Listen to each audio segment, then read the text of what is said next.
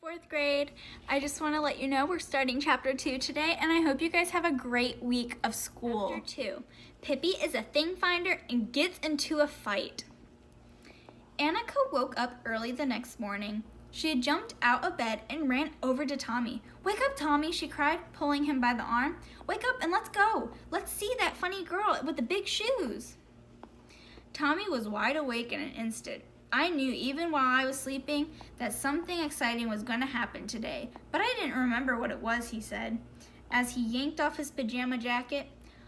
Off they went to the bathroom, washed themselves, brushed their teeth much faster than usual, had their clothes on in a twinkle, and a whole hour before their mother expected them, came sliding down the banister and landed at the breakfast table. Down they sat and announced that they wanted their hot chocolate right at that very moment. "What's going to happen today that you are in such a hurry?" said their mother. "We're going to see the new girl next door," said Tommy. "We may stay all day," said Annika. That morning, Pippi was busy making peppercorn, a kind of Swedish cookie. She had made an enormous amount of dough and rolled it out on the kitchen floor. "Because," said Pippi to her little monkey, "what earthly use is a baking board when one plans to make at least 500 cookies?" And there she lay on the floor, "Cut around in the dough, Mr. Nilsson," she said crossly, just as the doorbell rang. Pippi ran and opened the door. She was white as a miller from top to toe, and when she shook hands heartily with Tommy and Annika, a whole cloud of flour blew over them. "So nice you called," she said, and shook her apron. So there came another cloud of flour. Tommy and Annika got so much in their nose that they could not help but cough. "What are you doing?" said Tommy. "Well, if I say that I'm sweeping the chimney, you won't believe me. You're so clever," said Pippi. "Fact is, I'm baking, but I'll soon be done. You can sit on the wood box for a while." Pippi could work faster, she could. Tommy and Annika sat and watched how she went through the dough, how she threw the cookies onto the cookie pan and swung the pans into the oven. They thought it was as good as the circus. "Done!" said Pippi at last. She shut the oven door and the last pans with a bang. "What are we going to do now?" she asked Tommy. "I don't know. What are you going to do today?" said Pippi. "But I know I can't lie around and be lazy. I am a thing finder, and when you're a thing finder, you don't have a minute to spare." "What did you say you are?" said Annika. "A thing finder." "What's a thing finder?" asked Tommy. "Somebody who hunts for things naturally." "Who else could it be?" said Pippi as she swept all the flour left on the floor into a little pile. "The whole world is full of things, and somebody has to look for them. And that's just what a thing finder does," she finished. "What kind of things?" said Annika. "Oh, all kinds of things," said Pippi. "Lumps of gold, ostrich feathers, dead rats, candy, snap crackers, little tiny screws, and things like that." Tommy and Annika thought it sounded as if it would be fun and wanted very much to do thing finder things too. Although Tommy did say he hoped he would find a lump of gold and not just a little tiny screw. "We shall see what we shall see," said Pippi. "One always finds something, but you've got to hurry up and get going so that thing finders don't pick up all the lumps of gold around here before we get to them." All three thing finders now set out. They decided that it would be the best to begin hunting around the house and the neighborhood, because Pippi said that although it can be perfectly well happen that one might find a little screw deep in the woods, and still the very best things were usually found where people were living. Though, for that matter, she said, I've been the other way around too. I remember once when I was hunting for things in the jungle, right in the heart of the forest where no human being had ever set foot before. What do you suppose I found? Why, a very fine wooden leg. I gave it later to a one-legged old man, and he said that a wooden leg like that wasn't to be had for love or money. Tommy and Annika looked at Pippi to see just how a thing finder acted. Pippi ran from one side of the road to another, shaded her eyes with her hand, and hunted and hunted. Sometimes she crawled about on her hands and knees, stuck her hands in between the pickets of the fence, and then said in a disappointing tone, "Oh dear, I was sure I saw a lump of gold." "May we really take everything we find?" she asked Annika. "Yes, everything that is lying on the ground," said Pippi.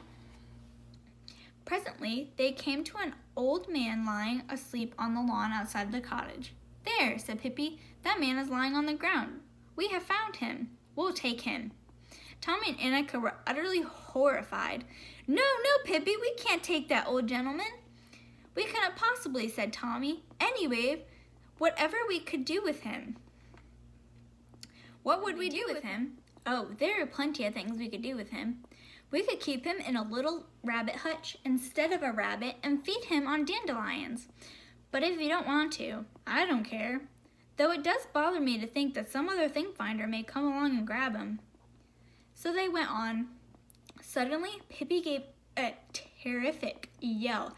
"Well, I never saw the like," she cried as she picked up a large, rusty old tin can from the grass.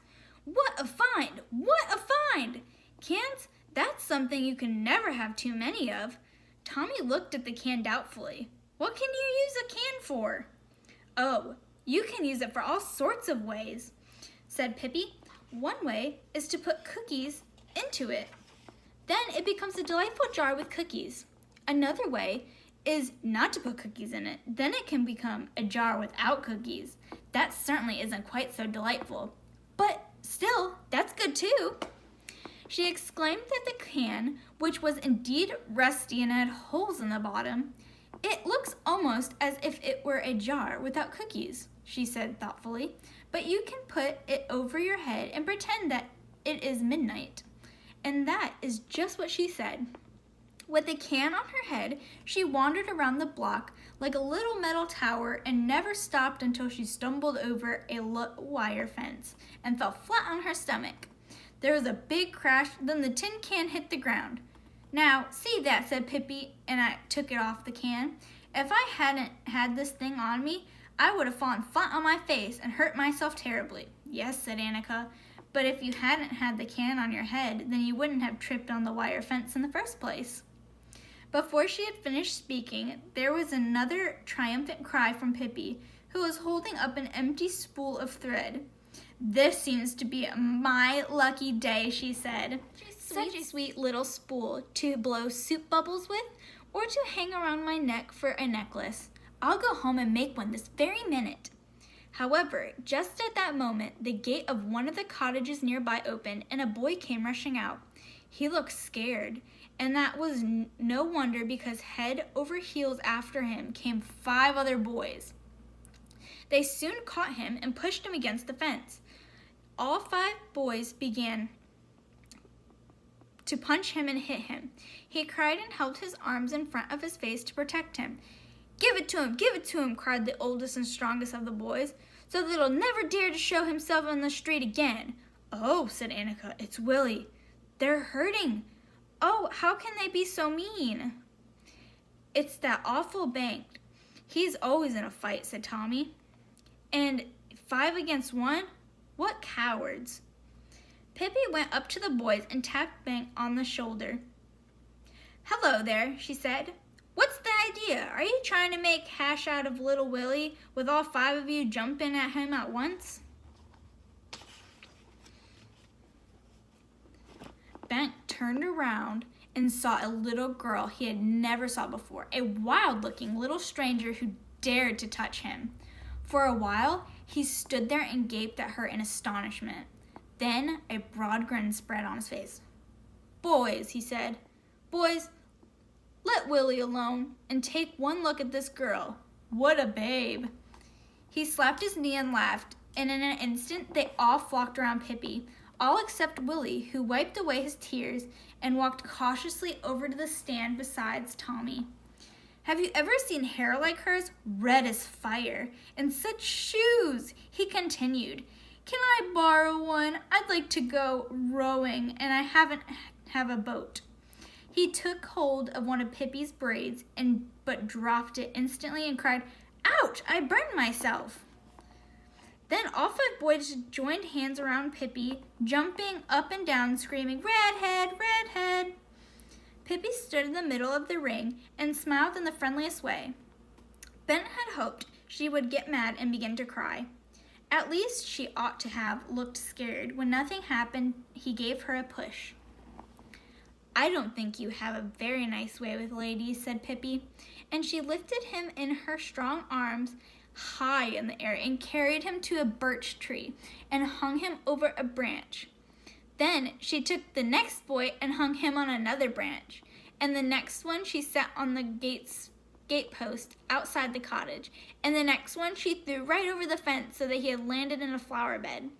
The last one of the fighters she put in a tiny toy cart that stood by the road. Then Pippi, Tommy, Annika, and Willie stood and looked at the boys for a while. The boys were absolutely speechless with fright, and Pippi said, "You are cowards. 5 of you attacking one boy, that's cowardly. Then you begin to push a helpless little girl around? Oh, how mean." "Come on, we'll go home," she said to Tommy and Annika, and to Willie. "If they try to hurt you again, you come and tell me." And to Bank, who sat up in the tree and didn't dare to stir, she said, "Is there anything else you have to say about my hair or my shoes? If so, you better say it now before I go home." But Bank had nothing more to say about Pippi's shoes or her hair either. She took her can in one hand and her spool in the other and went away, followed by Tommy and Annika. When they were back home in Pippi's garden, Pippi said, "Dear me, how awful. Here I found 2 beautiful things, and you don't get anything. You must hunt a little more. Tommy, why don't you look in that old hollow tree? Old trees are usually about the best places for all things for thing finders." Tommy said that he didn't believe he and Annika would ever find anything, but to please Pippi, he put his hands slowly down into the hollow tree trunk. "Goodness!" he cried, utterly amazed, and pulled out his hand. In it held a little note bottle with a leather cover. In a special loop, there was a little silver pencil. "Well, that's queer," said Tommy. "Now see that?" said Pippi. "There is nothing so nice as being a thing finder. It's so wonderful. There aren't more people to take it up. There'll be tailors and shoemakers and chimney sweeps and such like that, but thing finders? No, indeed. That isn't good enough for them." And then she said to Annika, "Why don't you feel in that old tree stump? One practically always finds things in an old tree stump." Annika stuck her hand down in the stump and almost immediately got hold of a red coral necklace. She and Tommy stood open-mouthed for a long time, and they were astonished. They thought that hereafter they would be thing finders every single day. Pippi had been up half the night before playing ball, and now she suddenly felt sleepy. "I think I'll have to go and take a nap," she said. "Can't you come with me and tuck me in?" When Pippi was sitting on the edge of the bed, taking off her shoes and looked at them thoughtfully and said, "He was going out rowing," he said, "that old Bank." She snorted disdainfully. "I'll teach him to row. Indeed I will. Another time, though." "Say, Pippi," said Tommy respectfully, "why do you wear such big shoes?" "So I can wiggle my toes, of course," she answered. Then she crept into bed. She always slept with her feet on the pillow and her head down under the quilt. "That's the way they sleep in Guatemala," she announced. "And it's the only real way to sleep. See, like this I can wiggle my toes when I'm sleeping too." "Can you go to sleep without a lullaby?" she went on. "I always have to sing to myself for a while, otherwise I can't sleep a wink." Tommy and Annika heard a humming sound under the quilt, and it was Pippi singing herself to sleep. Quietly and cautiously they tiptoed out so they did not disturb her. In the doorway they turned to take a last look towards the bed. They could see nothing but Pippi except her feet resting on the pillow. There she lay, wiggling her toes. Tommy and Annika ran home. Annika held her coral necklace tightly in her hand. "That certainly was strange," she said. "Tommy, do you suppose that Pippi had put these things there before? You never can tell, said Tommy. You just never can tell anything when it comes to Pippi. And here's a picture from the chapter of them looking for the tree.